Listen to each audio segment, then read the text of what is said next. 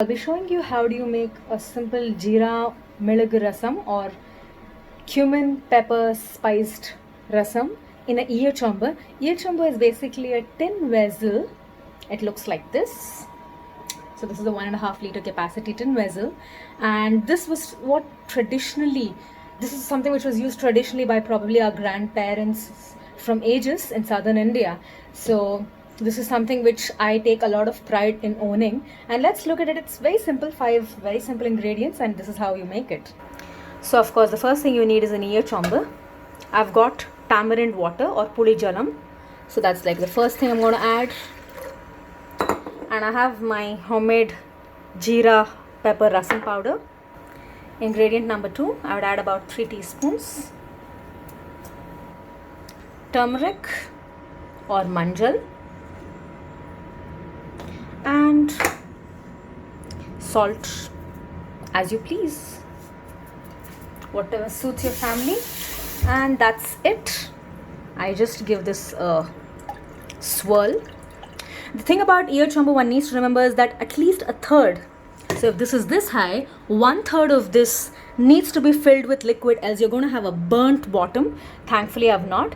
And secondly, on the right side and on the left hand side of my gas stove, there shouldn't be anything that is hot, as this could burn.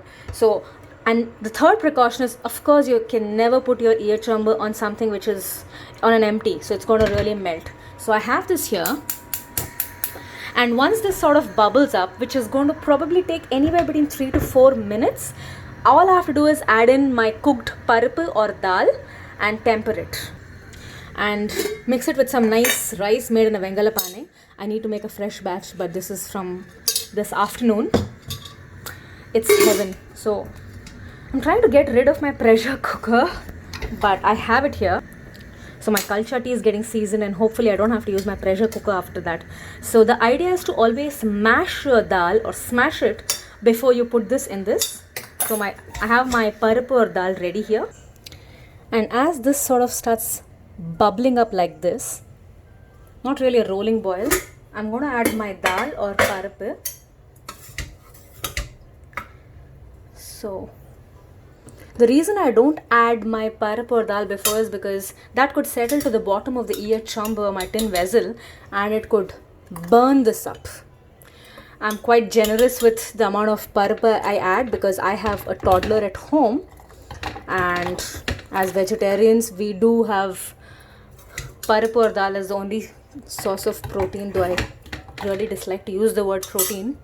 But yeah, so just good. I'm gonna probably have this heating up for about a minute, and then I'll just sort of temper this.